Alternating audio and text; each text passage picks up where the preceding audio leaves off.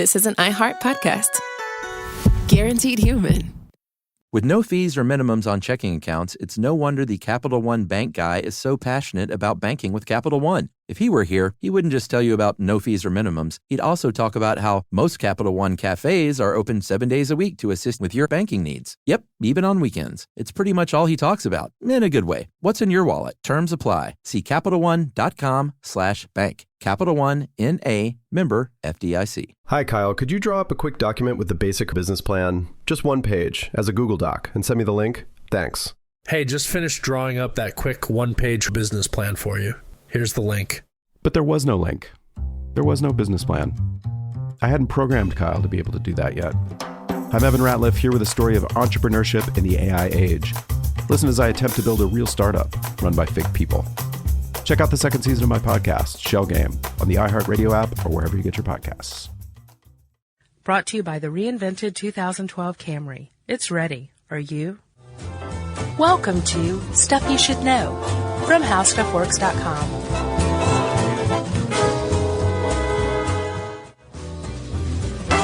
Hey, and welcome to the podcast. I'm Josh Clark. There's Charles W. Chuckers Bryant sitting across from me. Hi. Yeah, have you ever seen Donnie Darko? Oh, dude, it's one of my favorites. You know when he takes that mescaline and like that thing comes out of his chest and he starts following it? Yeah, he doesn't take mescaline, but yeah. Sometimes I feel when we're sitting across from one another, we're connected by one of those. Yeah. Like a wormhole of fellowship. Yeah. Like from the abyss. That's what it sort of looked like. Yeah, it did look a lot like that. I love that movie. Yeah. When Ed Harris takes all that mescaline. Oh, that movie. And sees that thing come up out of the water. It was just like that. No mescaline. No movies. How's it going? In which people take mescaline. There's plenty of those, pal. Yeah? Sure. Mescaline. This is what people have been complaining about lately. Who's been complaining? Tell me their names. Various people. People have been complaining. Oh, you bring something up. I feel like we should address something. We haven't done this in a really long time. It appears to me that we have a lot of newcomers. Yeah, welcome. Yes, welcome. And I think anyone who's been following us the whole time kind of gets the Stuff You Should Know jam, right? Yeah. But it seems like there's a lot of people who don't quite understand what we're doing and think that we purport to be infallible experts on everything. And that we don't just get things wrong from time to time. Yeah.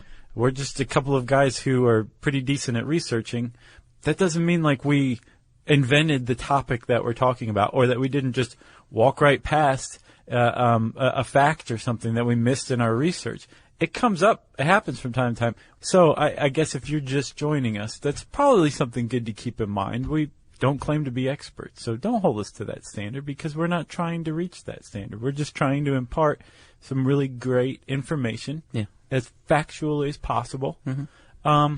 And we love science and wonder. Great. Are you good? Yeah. All right. How are you doing? I'm awesome. Do you have anything to get off of your chest? No. Just welcome. The pimento cheese mini sandwiches are in the corner. Help yourself. So, Chuck. Yes. Do you remember a while back we've talked about this stuff a lot. Mutual assured destruction. We did a podcast on that specifically, didn't we? We did. Yeah. We did one on who won the Cold War. Yeah. Did one on how to steal a nuclear bomb. Yeah. Like, we've done, it's just this fascinating period of world history. Yeah. The Cold War. Agreed. Incredibly tense, incredibly scary. And this is our history. It is, in part because you're half Russian. Oh, no. But I was alive and well. Yeah. And we a youngster. Cold War kids, weren't we? Yeah. Yeah. We've talked about this before. Sure. Ruskies. Little Ruskies. So the central, I guess, the fulcrum of the Cold War, the fact that the reason we're all still here was the doctrine of mutual assured destruction. Yes. Which is basically like we had enough nukes to wipe out the entire world.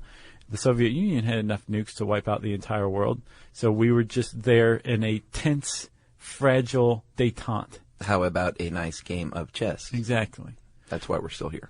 So this was, I guess, this accepted reality for every president and every premier from, well, I guess who? for us, from Ike on, Okay. this mutual assured destruction doctrine was just kind of a part of daily life. But when Ronald Reagan came into office, he came up with a different plan. He did indeed. So instead of a tense standoff, He found that untoward. I guess, I think he found it, from my understanding of Reagan, he would have found it untoward because it didn't give America a clear advantage. Well, the article says he found it morally and politically distasteful. I agree with him in that Reagan didn't like mutual assured destruction for one reason or another. Yeah. So he came up with something, a game changer, you would call it today, if you read books that 80% of an airplane is also reading at the same time. That's right.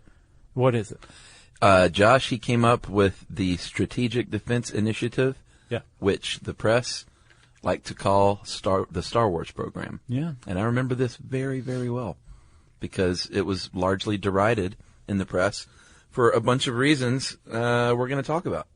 Yeah. I remember it very well, too. Yeah.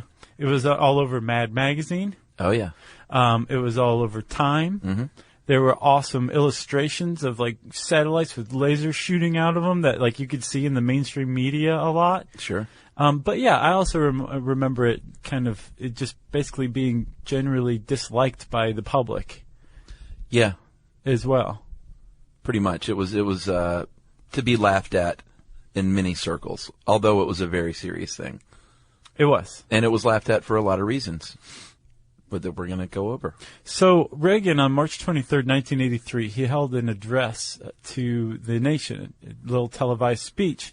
And in it, he challenged the scientific community, who he said had created nuclear weapons, to make those very same weapons, quote, impotent and obsolete. And that kind of became the rallying cry. Yeah. Like, let's make nukes impotent and obsolete. And the way you do that is to make it so that we have a missile defense system that can shoot down every single nuclear warhead that Russia has in its arsenal, all at once if need be. Yeah, after launch, that is. So, Right. like, if they launch their missiles, we can shoot them down in space. Yeah. And in Reagan's view, which, I can see his point at the time, there would not be any more need for it. He thought it would, like, neuter the Cold War in its tracks. Soviet Union thought that's not too cool. They thought, niet, niet, niet. Right. Because, well, a lot of people felt like it was going to escalate the arms race. The Soviets thought, this just means you have a clear advantage over us. Sure. This doesn't neuter, like, it neuters us. It doesn't neuter you. Right. And Reagan said, as many times as the Soviets could stand to hear it, that this was strictly a missile defense system. Right. A net or a shield, if you will, that would only be used in the event that a Soviet nuclear launch was detected. Right? But the Soviets were saying, or you could just shoot all of our missiles down and then launch a strike. Sure. A first strike where we would have no way to retaliate. So yeah, this is totally unacceptable. And yeah, the Russians rallied against it. But not just them. Here at home, there were a lot of people who didn't really care for it, including the public, who thought it was a pipe dream, or who thought it would escalate a new arms race with the Soviets, or who just thought it was going to be a huge, like, money pit. Yeah, and it was a lot of those things. And when we say Soviets, let's go ahead and call out the premier that I didn't remember, Yuri Andropov. Mm-hmm. I didn't remember him. I don't remember him either. And I looked him up. He was only, it seems like there was a lot of premiers there for a while that, like, died shortly died? thereafter. Yeah. I think he was in, like less than a year and a half. Sounds like the KGB had something to do with it. And vodka. Oh, yeah. So he was the premier at the time. He wasn't a fan. They launched a big propaganda campaign. It says 70% of their propaganda went toward poo-pooing the Star Wars defense program, even though they didn't think it was going to work. Yeah. So, yeah. Neither did our Congress, apparently. Right. Apparently the Soviets were like, this is not a feasible program. Well, and they said it violates a couple of important treaties. The ABM, the Anti-Ballistic Missile Treaty of 72, which the Soviet Union and the United States were both a part of, said that at the time that was two ground-based missile defense systems you were allowed. Later on, it was 1. And I guess this would have been more than 2. Not only that, ground-based is an operative term in this case, because this was going to be, this Strategic Defense Initiative was going to be space-based. And that violates another treaty. 1967 Outer Space Treaty says that you cannot use weapons of mass destruction in space. And that's pretty much what was going on, or that was what was planned. Right. Hi, Kyle. Could you draw up a quick document with the basic business plan? Just 1 page as a Google Doc and send me the link? Thanks. Hey, just finished drawing up that quick 1-page business plan for you. Here's the link. But there was no link. There was no business plan. It's not his fault. I hadn't programmed Kyle to be able to do that yet. My name is Evan Ratliff. I decided to create Kyle, my AI co-founder, after hearing a lot of stuff like this from OpenAI CEO Sam Altman. There's this betting pool for the first year that there's a one-person billion-dollar company, which would have been like unimaginable without AI, and now will happen. I got to thinking, could I be that one person? I'd made AI agents before for my award-winning podcast, Shell Game. This season on Shell Game, I'm trying to build a real company with a real product run by fake people. Oh, hey, Evan. Good to have you join us. I found some really interesting data on adoption rates for AI agents in small to medium businesses. Listen to Shell Game on the iHeartRadio app or wherever you get your podcasts. The moments that shape us often begin with a simple question. What do I want my life to look like now? I'm Dr. Joy Harden Bradford, and on Therapy for Black Girls, we create space for honest conversations about identity, relationships, mental health, and the choices that help us grow. As cybersecurity expert Camille Stewart-Gloucester reminds us, we're in a divisive time where our comments are weaponized against us. And so what we find is a lot of Black women are standing up and speaking out because they feel the brunt of the pain. Each week, we explore the tools and insights that help you move with purpose, whether you're navigating something new or returning to yourself. If you're ready for thoughtful guidance and grounded support, this is the place for you. Listen to Therapy for Black Girls on the iHeartRadio app, Apple Podcasts, or wherever you get your podcasts. So, all right. So that's why they don't like it. Right. Why? And Congress didn't like it. Congress didn't like it either. Most people in Congress, they apparently the Missile Defense Agency attributes coining the term Star Wars to describe the Strategic Defense Initiative, to mock it, really, to Ted Kennedy in an interview in the Washington Post, like almost right after Reagan announced the Strategic Defense Initiative. And Reagan spent the rest of the time he was in office trying to simultaneously get this pushed through and to get everyone to stop calling it Star Wars. Because with no luck. Had it caught the American public's imagination, like, oh yeah, Star Wars, let's just go ahead and blow up Russia with Star Wars, he would have been like, let's call it Star Wars, it's awesome. But it was like Reagan's Star Wars, that crazy old kook, he's got Alzheimer's, and he wants to put weapons in space and just shoot lasers around and all that. So he spent a lot of time lobbying against people calling it Star Wars, but it didn't work. No, he tried to go by the name Strategic Defense Initiative, and you know how the press is. Once to get a hold of something, it's all over. He was probably even willing to allow it to be called the SDI. I'll bet he was even like, I bet he'd be down with that. Just call it SDI. So Europe wasn't all in favor. The Allies, they had some concerns about the balance of power and how this would affect it, obviously. And like you said, Congress, not everyone was against it, but they had some major issues, largely, A, the cost, and B, is it even possible? Like, are we just pipe dreaming here on these lasers? Right. And they were kind of right. Well, at the time they were. So in Reagan's defense, he said from the outset, like, this can take years, decades. Sure. This is not going to be an overnight thing. Yeah, and he also said we're going to test a lot of different stuff. Right. He was well aware the technology didn't exist. Yeah. Or if it did exist, it was like a glimmer in some national laboratory scientist's eyes. Sure.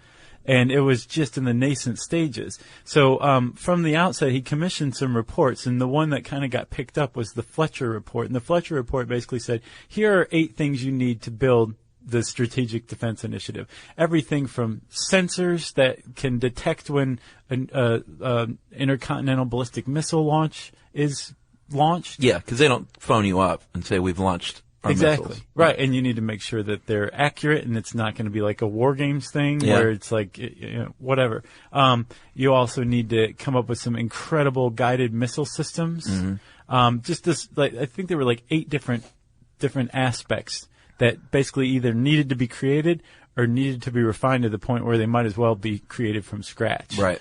And Reagan said, do this. Yeah, he said press on, and I think a lot of people at the time, in Congress at least, were saying, good idea, let's use this as a bargaining tool in the arms race. Like, we don't really have to do it. Right. They're like, everyone thinks you're serious. Exactly. It's awesome. And he said this could work as a bargaining chip, and he was like, no, I really want the Star Wars, SDI.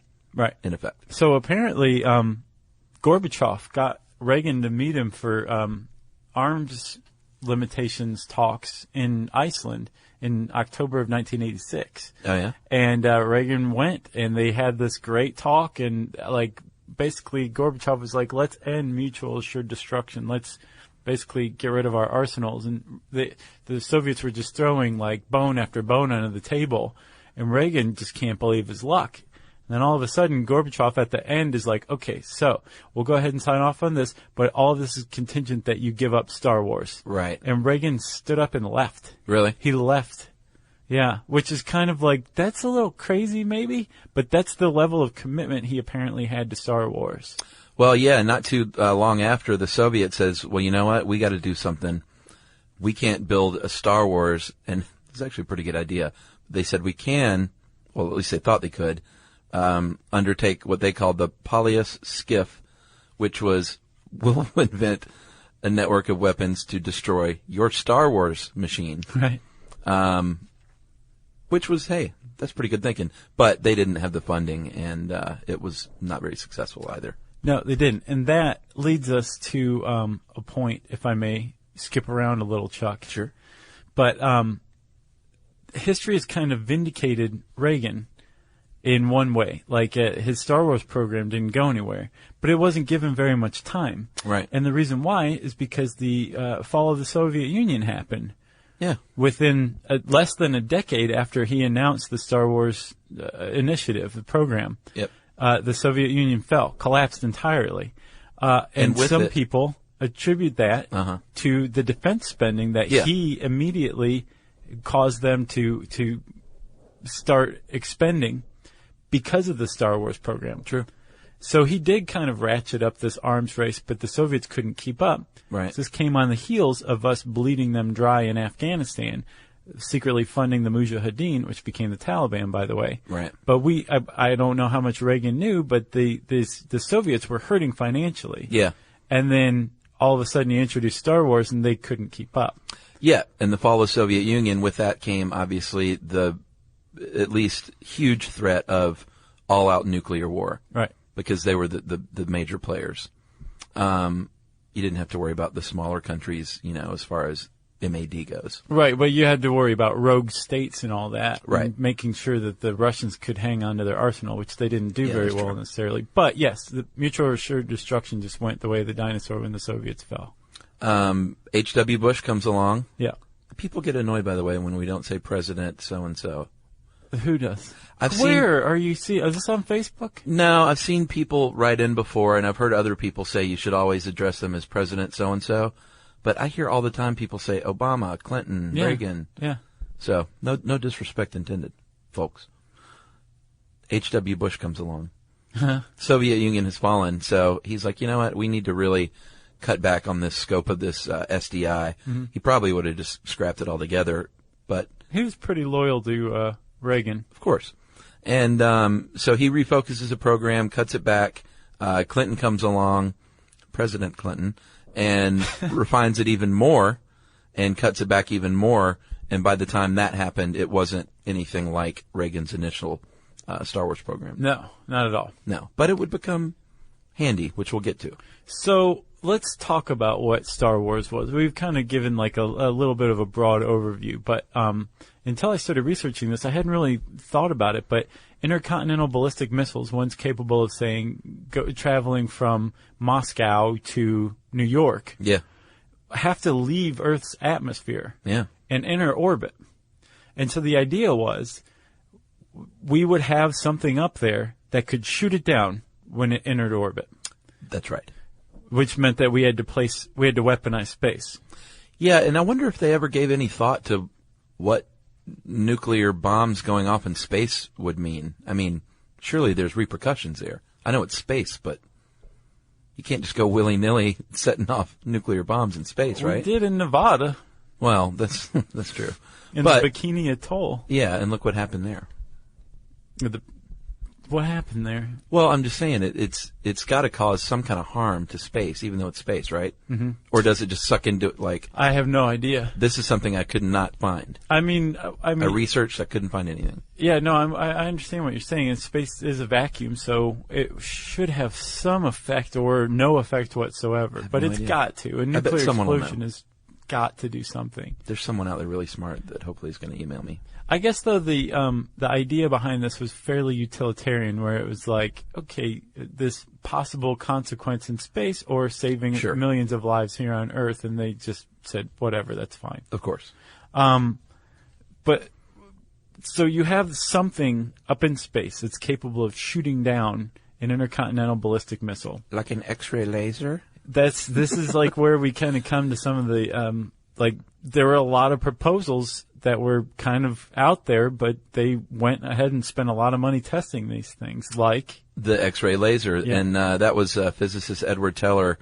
And he created the hydrogen bomb. Yeah, I saw that. Yeah. It was his proposal, so they obviously listened to him, and it was going to use power generated by a nuclear blast, and it never performed well, and it really became the focus point for the press and for David Letterman and for Johnny Carson to make fun of, because it was an X-ray laser. And this is coming off the heels of the Star Wars movies themselves with their X-ray blasters. Or actually, they weren't X-ray. The Death Star blowing up? Yeah. Or the Death Star blowing up that planet? Alderaan, I think. They focused the laser and boom. You just saved me from a lot of ire, because I was going to say Tatooine. I might have got it wrong. I think it was Alderaan. Man, I hope you got it. If there's one thing that I ever hope you got right, it was that one. So many Star Trek fans would be writing in. So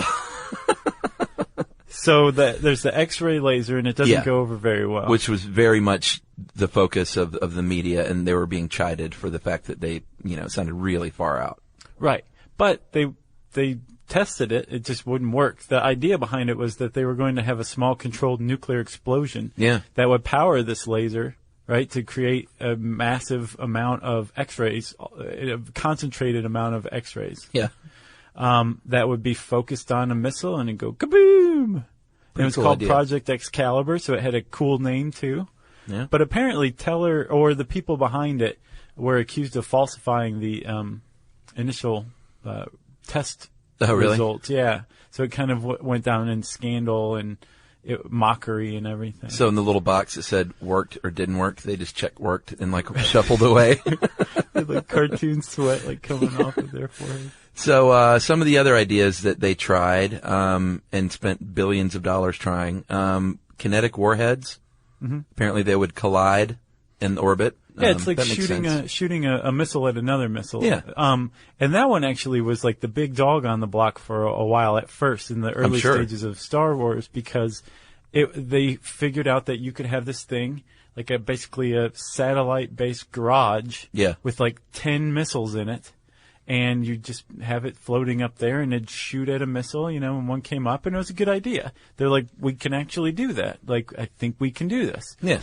The problem is somebody pointed out that all the Russians had to do is shoot a missile at your garage, and for their one missile, they took out 10. Yeah. So people said, okay, let's get back to it. And they started exploring other ones. It's like bringing a knife to a gunfight. It's like bringing a missile to a multi-missile fight. No. I don't think that analogy works at all, actually. No. I think it's like a sitting duck. Okay. The other thing they wanted to try, Josh, was this rail guns mounted on satellites. Did you see the Popular Mechanics drawing of this? I did, and it's pretty wicked. Yeah. I got to admit. It looks like an I-beam coming out of a satellite, but it's shooting like a 3-ounce slug at 200 miles a second. Yeah, it's pretty wicked. Yeah. That one didn't go very far because of the energy requirements. Yeah, it was just way too expensive in an energy sense. Right. And then the MIRACL, Miracle Laser. Yeah. It was another laser, but it was ground-based using mirrors, right? Yeah, it was a chemical laser. Oh, okay. It wasn't like a nuclear X-ray laser. Gotcha. It's like they just started to try to throw cool sci-fi terms of the time together. Like, let's make a laser, but let's make it a nuclear X-ray laser, and we'll shoot missiles out of the sky with Tron. Laser Tron. Right. Let's add that. So then this article doesn't really go into it, but after some of these were kind of asked and answered, up until and even beyond the fall of the Soviet Union, the shining star in all this became these things called bright pebbles. Does that ring a bell? It did for me. When I ran across it, I was like, those two words sound very familiar. So bright pebbles was, the little garage with 10 missiles. These were very small ones, like say 20 to 50 pound mini garages that would shoot slugs or would ram themselves, but I think they would shoot slugs. And rather than having one garage with 10 missiles, you would have thousands of these little things all over the country, all over space. Oh, they're in space. Yeah, gotcha. So they were hoping for a constellation of up to like 4,000 of these things just floating around in space. Wow. The cool thing about them was, if you took one out, there were still 3,999 left. Right? Yeah. They were autonomous, so they could attack on their own if they wanted to. They could also coordinate and communicate with one another to launch coordinated attacks against missiles. Yeah. So it'd be very tough to overwhelm these things. And they would have been designed to protect U.S. space-based assets like satellites. Sure. And if the Soviets ever launched anything like it, these things were trained to just go right after them and blow them out of the sky too. So basically they were like little sentinels in space. Wow. And they were going to be cost effective too. It was going to cost about $11 billion in 1984 dollars, I think, which is about $20 billion today. That's a bargain. It was, considering that they were looking at like $20 billion, which is about $43 billion in today's dollars, just to get some of the other ones off the ground. Right. So to get 1,000 off the ground that you could mass produce, just $11 billion at the time, was quite a bargain. Yeah. And had the fall of the Soviet Union not come and gone, we probably would have bright pebbles up in space right now. Oh, really? And as a matter of fact, they were proven. They were tested. The Clementine probe, which mapped the moon in 1994, that was a bright pebble that they basically redesigned. Instead of as a weapon, they used it to map the moon, and it did so successfully. So they would have worked. Awesome. Hi, Kyle. Could you draw up a quick document with the basic business plan, just one page, as a Google Doc, and send me the link? Thanks. Hey, just finished drawing up that quick one-page business plan for you. Here's the link. But there was no link. There was no business plan. It's not his fault. I hadn't programmed Kyle to be able to do that yet. My name is Evan Ratliff. I decided to create Kyle, my AI co-founder, after hearing a lot of stuff like this from OpenAI CEO Sam Altman. There's this betting pool for the first year that there's a one-person billion-dollar company, which would have been like unimaginable without AI, and now will happen. I got to thinking, could I be that one person? I'd made AI agents before for my award-winning podcast, Shell Game. This season on Shell Game, I'm trying to build a real company with a real product run by fake people. Oh, hey, Evan. Good to have you join us. I found some really interesting data on adoption rates for AI agents in small to medium businesses. Listen to Shell Game on the iHeartRadio app or wherever you get your podcasts. The moments that shape us often begin with a simple question. What do I want my life to look like now? I'm Dr. Joy Harden Bradford, and on Therapy for Black Girls, we create space for honest conversations about identity, relationships, mental health, and the choices that help us grow. As cybersecurity expert Camille Stewart-Gloucester reminds us, we are in a divisive time where our comments are weaponized against us. And so what we find is a lot of Black women are standing up and speaking out because they feel the brunt of the pain. Each week we explore the tools and insights that help you move with purpose, whether you're navigating something new or returning to yourself. If you're ready for thoughtful guidance and grounded support, this is the place for you.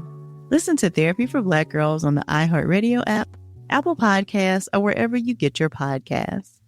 And lastly, yes, a computer model of bright pebbles found that had they been in operation during the first Gulf War, they would have shot down Saddam's Scud missiles with 100% accuracy. Wow. Pretty crazy. But, well, cheap. I was going to say expensive. No. Yeah, cheap. They just didn't have time to come along. Well, the problem with the rest of the plans is I saw one quote that said that at the time they were just sort of taking these ideas almost from science fiction, and they felt like they were, or some scientists felt like they were a decade away from even, like they're saying we can't even start this for 10 years. We need to research for 10 years to see if any of this is even feasible. But I think instead of sort of like trying these things out. Reagan was encouraging that, though. I mean, I'm sure he was like, hurry up. But at the same time, I think I got the impression he was saying, like, sky's the limit, guys. Like, use your imagination. Do whatever you can come up with. It's definitely sky's the limit. Because, I think beyond some that, wacky even. Ideas. Right. So did any of these ever work at all? So apparently a couple did. Like, they shot down 3. They shot down a stationary object on Earth. They shot down a mock warhead in the Earth's atmosphere. And they shot down another mock warhead in space. And one of those things was going 2,100 miles an hour. So some of these technologies, because they had a bunch of different groups testing all these different crazy things, and some of them were successful, but for the most part, no. But it eventually led to a different sort of defense system that we still have today, right? Or isn't that what some people say? Yeah, like the ballistic missile defense system. Yeah. It's the outgrowth of Star Wars. Like the idea that we have a missile defense system comes from Star Wars.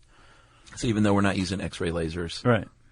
A lot of people say it had some benefit in the end after all. Yeah, because we're using sensors, those same sensors. Like a lot of the research that was not like X-ray lasers, but still had practical applications. Yeah, we're still doing today. And apparently, in Pearl Harbor last month, a missile shot down another missile. Really? Over the Pacific successfully. As a test? Yeah. I was like, somebody's attacking Pearl Harbor again? Oh, you don't really want... They figured the American public doesn't want to hear this. But yeah, the Chinese shot a missile at us, and we shot it down, so everything's cool. That was close. So I guess that's about it, huh? Yeah. That's all I got. Okay. So if you want to learn more about Star Wars, I think it'd bring up a bunch of crazy stuff if you type Star Wars in the search bar at How Stuff Works. Like the one-man Star Wars. Star Wars one-man show? Yeah. Yeah, that's pretty good. Landau, Dr. Pepper, Calrissian. Remember that one? I do. Yeah. There's a lot of stuff. Just type Star Wars in the search bar at HowStuffWorks.com. And I said that, which means it's time for a listener mail. Josh, in lieu of listener mail, we're going to do a little Facebook question stuff that we like to do from time to time. And this is happening live, which is pretty exciting. That is scary. Because I didn't have listener mail ready, and this was a good thing to do. So let's just look through some of these, and you let me know what you want to read. Okay. Our friend Kubi, Don Kubi, says, is there a particular side of the recording booth that you each always sit on? The answer to that is yes. I guess if you were facing from here, Josh sits on the right, I sit on the left. But you really come in from the other side, so Josh sits on the far side, and I sit on the near side. Yeah. That's the best way to say it. That's very well put. Yeah, and I think all the podcasters probably, no one ever sits in a different seat. That'd be really weird. Yeah, I'm sure everybody sits in their same seat every time. Like if I sat over there, that'd be disconcerting. You'd have to be a like bona fide nihilist to do that. That would just be odd. I've got one from Jerome Hansen. I would say Jerome, right? Yeah. Who is your favorite Marvel superhero? I guess I would say Punisher. I know he's not a superhero. He's just a straight-up hero because he doesn't have any superpowers. Yeah. But he's definitely the comic I was into the most as a youngster. I'm going to go Spider-Man. Really? Yeah. Yeah. I identified. Yeah. With Peter Parker, not Spider-Man. Favorite band of all time? I feel like we've answered that. Many times. Okay. I'm going with Pavement still. Pixies still. Okay. I would like to know your opinion of Anne Margaret. That's from Brian Throckmorton. I think Anne Margaret in her day, was one of the most smoking hot women on the planet. So my only familiarity with Anne Margaret was from the Flintstones when they had that character Anne Margrock, and she always seemed like she was on lithium. So I don't have a great opinion of Anne Margaret. Gotcha. Oh, this is good. William Bayer. If you were speed limit, what would you be and why? You know what I would be? What? I would be one of those special speed limits in state parks. It's like 5 miles an hour. Do you know that there's the parking garage here is 4.5? Is it really? Yeah. Yeah, that's what I would be then, 4.5 miles an hour. It's like they're showing off. Because just take your foot off and let the idol take you, man. That's where I'm at. What would you be? This is arguably the strangest question I've ever been asked. I would say 75. Okay. That's good. Okay. It's fast, but it's not super dangerous. I not even to read into it. That's what comes to mind. Okay, gotcha. You got one? Let's see.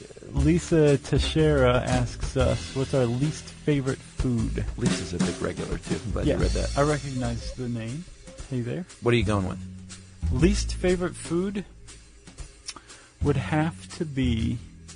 Oh, I was just talking to Yumi about this the other day. It's like one thing I really don't like, and I can't remember it, because I generally like everything. What's yours? Let me think about it. Probably mushrooms on anything. I'm just not a fan. Yeah. I know they say they don't have taste, but then I'm always like, well, then why are you putting it in something? They can virtually ruin the pizza? Yeah. Yeah. Oh, I've got it.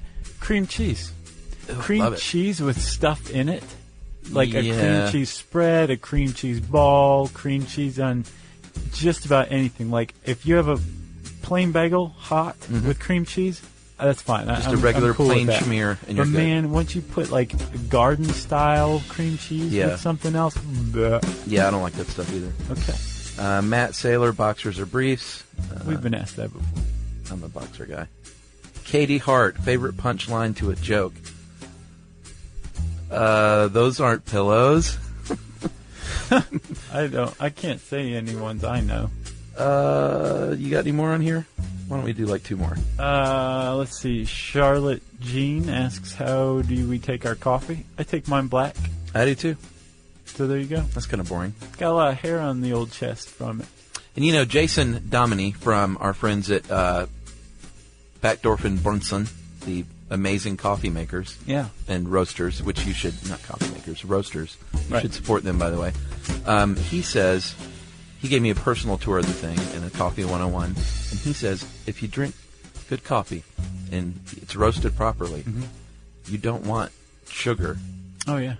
Definitely don't want milk, but you definitely don't want sugar, because he's like, it's really sweet. Yeah. He's like, coffee beans are exceptionally sweet. And when you roast it right, and he called it charbucks, which I thought was kind of funny. He said their stuff is just like bitter because they char it too much, because they get beans from all over the place. And when they do that, they want to make them all taste the same. Yeah. And the way to do that is to over roast. This our friend Rob Pointer was telling us that like he goes to a coffee place in L.A. where like they don't even have cream or sugar. Oh, really? Like, they don't even offer it. If you want it, like, they tell you to leave. Awesome. Yeah. When he made his coffee that day, it was great. Yeah. All right, so I think that's good enough for now. We'll hit this up on the next one. Oh, we will? Yeah. Okay, we'll be back, people. In the meantime, you can contact us at SYSK Podcast on Twitter. You can hit us up on Facebook.com, whether we have a question out or otherwise, at Facebook.com/StuffYouShouldKnow. And you can send us an email to stuffpodcast@discovery.com.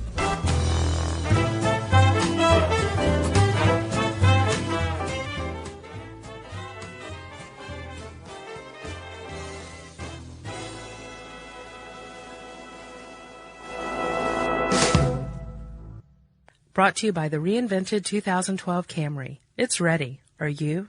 Hi, Kyle. Could you draw up a quick document with the basic business plan? Just one page, as a Google Doc, and send me the link? Thanks. Hey, just finished drawing up that quick one-page business plan for you. Here's the link. But there was no link. There was no business plan. I hadn't programmed Kyle to be able to do that yet. I'm Evan Ratliff, here with a story of entrepreneurship in the AI age. Listen as I attempt to build a real startup run by fake people. Check out the second season of my podcast, Shell Game, on the iHeartRadio app or wherever you get your podcasts. Babes, what are you doing? What? I'm just mowing the lawn. No, it's blazing hot and dry out here. Don't you remember? Smokey Bear says, avoid using power equipment when it's windy or dry. Where'd you learn this? Oh, it's on SmokeyBear.com, with many other wildfire prevention tips. Right. Thanks, honey bear. 'Cause remember, only you can prevent wildfires. Brought to you by the USDA Forest Service, your state forester, and the Ad Council. This is an iHeart podcast. Guaranteed Human.